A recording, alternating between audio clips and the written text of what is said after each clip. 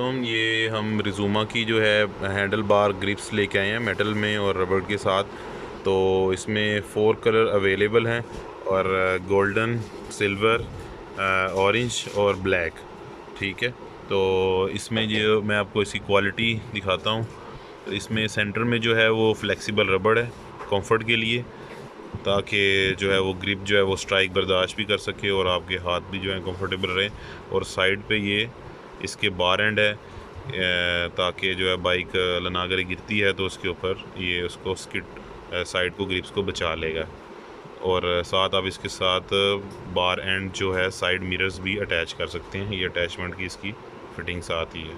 तो ये यूनिवर्सल हैं, ये किसी भी बाइक पे इंस्टॉल हो जाते हैं। तो आप इसको ऑर्डर प्लेस करने के लिए डिस्क्रिप्शन में दिए गए लिंक को विज़िट करें और कैश ऑन डिलीवरी आर पाकिस्तान में अवेलेबल है।